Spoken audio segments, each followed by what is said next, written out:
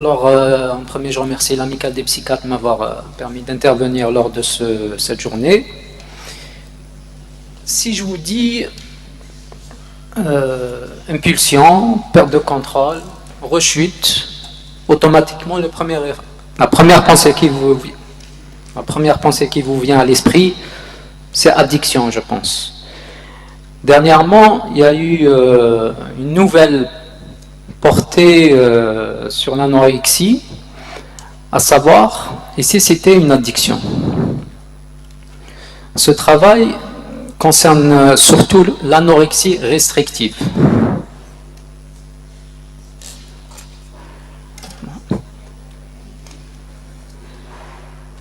Donc, c'est pas étonnant aussi que l'âge de début de cette pathologie est plutôt vers l'âge de 13-15 ans, pratiquement le même âge d'une première consommation de toxiques. Il y a cette notion de compulsion, de répétition dans l'anorexie, avec beaucoup de rechutes. Et c'est un carrefour entre le plaisir et la destructivité. Il faut savoir que dans le DSM-5, le registre des addictions et celui des TCA sont séparés. Mais il faudrait peut-être penser à intégrer ces TCA dans ce même registre. C'est pas pour rien qu'il n'y a pas d'AMM pour l'anorexie. Aucun médicament n'a encore été spécialement conçu pour le traitement de l'anorexie. Cette notion d'addiction vient du fait que ce n'est plus la peur de grossir, mais plutôt l'envie de maigrir, le plaisir de maigrir. D'ailleurs, une entreprise spécialisée dans les produits amincissants a bien compris cela et utilise comme phrase publicitaire le plaisir de maigrir. Une des études qui s'est consacrée à cette dimension addictive de l'anorexie restrictive est l'étude du professeur Gorwood. C'est un psychiatre à l'hôpital Sainte-Anne de Paris qui a fait une étude portant sur le comparatif émotionnel entre un groupe de femmes anorexiques visualisant des photos de femmes de taille normale et de corpulence normale avec des photos de femmes de forte corpulence et de femmes anorexiques. Il a mesuré la conductance cutanée avec évaluation de la sueur à la visualisation de ces photos. Il y avait aussi donc un groupe de femmes de corpulence normale et un groupe de femmes de forte corpulence qui ont visualisé ces photos. Donc, chez ces patientes de poids variés et présentant divers degrés de sévérité de la maladie, la vision des images des femmes de poids normal en surpoids a provoqué une réaction comparable à celle des sujets sains. Or, à la visualisation des femmes anorexiques par des femmes anorexiques, cela a créé une vive émotion positive, se traduisant par une forte émotivité traduite par la sécrétion de sueur. Donc, à la comparaison des réactions, vous voyez sur les colonnes de gauche une plus forte sécrétion de sueur par rapport à la visualisation des photos de femmes de poids normal ou de femmes obèses. Il a été ensuite évalué les caractéristiques de la réponse cognitive, émotionnelle et physiologique à ces photos en posant une simple question: comment vous sentirez-vous si vous aviez le même corps? Il y a eu une plus forte valeur positive pour les femmes, les photos de femmes anorexiques et qui était plus prononcée qu'une valeur négative par rapport à la visualisation de photos de femmes obèses.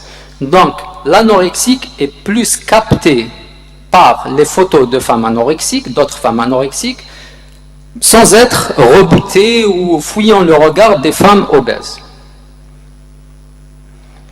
Cette même expérience a été faite en imagerie fonctionnelle, ce qui a permis de déceler une activation de la voie striatale ventrale par les stimuli visuels, cette même voie qui est donc responsable dans le circuit de la récompense. Il y a eu l'étude donc de phénotype génétique de ces femmes. Il y a eu 70 femmes anorexiques dans cette étude. Il s'est avéré que 95% d'entre elles avaient un phénotype Val 66 mètres, c'est-à-dire c'était un gène qui était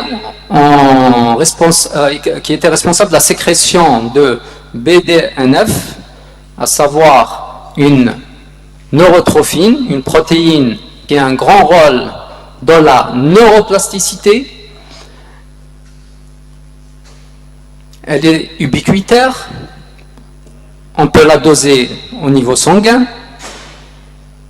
C'est un biomarqueur de rechute connu chez les héroïnomanes.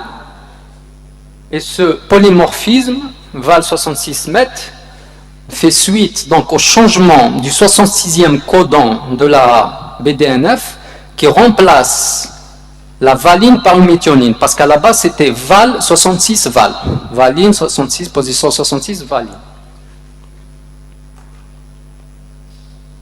Donc on peut dire qu'il y a un dérèglement du circuit de la récompense chez les anorexiques. Cette même notion intervient aussi dans le dérèglement de la sécrétion de l'hormone glucagon-like qui régule d'habitude la prise alimentaire riche en gras. Donc, par un excès de sécrétion, ce qui entraîne une perte d'appétit. Comme a dit ce matin le professeur Deschlot, il y a aussi l'intrication de la leptine et de la gréline. Bon, je ne vais pas revenir sur ce qu'il a dit ce matin parce qu'il a très bien détaillé la question, mais il faut savoir que la BDNF chez les anorexiques agissent sur la gréline. Ça a été démontré par des expériences chez les souris. Et pour davantage marquer l'importance du visuel chez les anorexiques, il y a eu l'expérience avec l'eye tracking. L'eye tracking, c'est un procédé qui était à la base utilisé dans la publicité. C'est-à-dire pour voir l'impact de l'image dans l'achat d'un produit commercial. Normalement, ça doit se lancer. Non, afin de pouvoir. Donc un peu pour avoir une idée sur la technique. Elle est basée sur le déplacement des iris par des caméras spéciales. C'est des caméras oculométriques.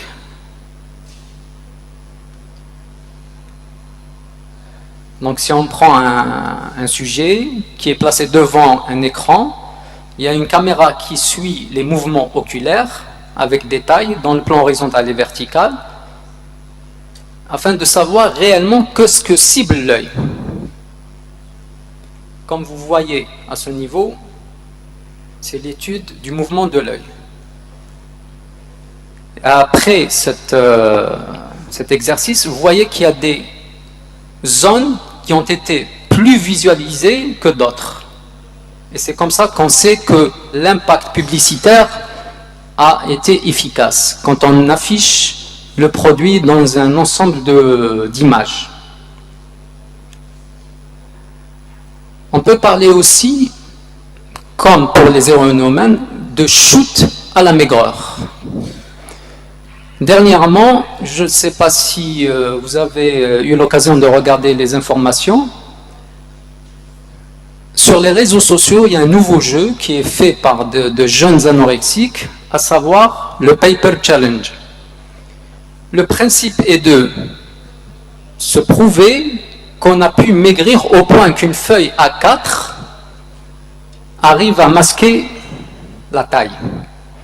Une feuille A4, comme vous le savez, c'est 21,7 cm de large. Donc imaginez un peu ce jeu qui devient quand même problématique.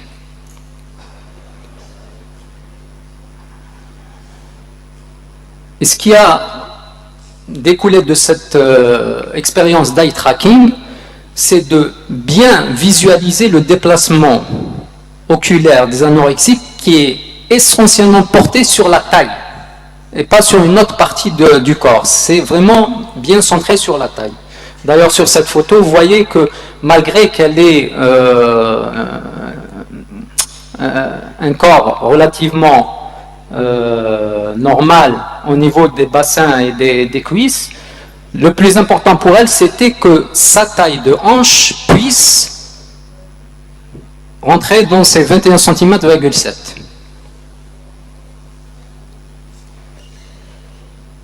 Alors, on se pose la question de savoir pourquoi il n'y a pas eu dans les questionnaires type SCOF, EAT, le BITE, la question: ressentez-vous du plaisir lorsque vous constatez avoir maigri? Parce qu'il faut avoir cette dimension de plaisir à la maigreur. Une des approches aussi consiste à comprendre pourquoi telle ou telle technique de traitement est plus efficace chez l'anorexique, à savoir la TCC ou la pleine conscience. Ces mêmes techniques sont très efficaces pour tout ce qui est addiction classique, à savoir au cannabis ou à l'héroïne ou cocaïne. Donc cette réflexion doit être davantage étudiée pour comprendre pourquoi l'anorexique se consacre à la maigreur d'un point de vue plaisir et non pas la vision de son corps, son propre corps. C'est pas tellement une déformation de l'appréciation du corps, mais c'est plus le plaisir de maigrir.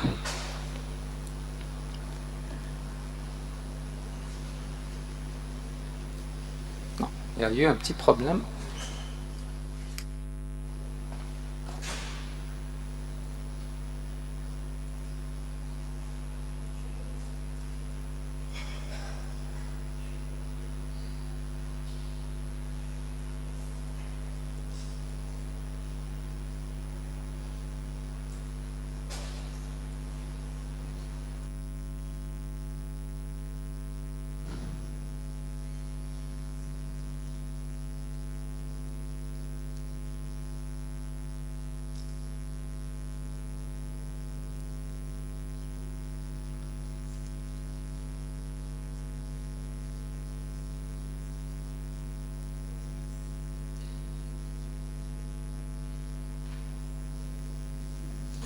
Apparemment, quelques diapos ont sauté.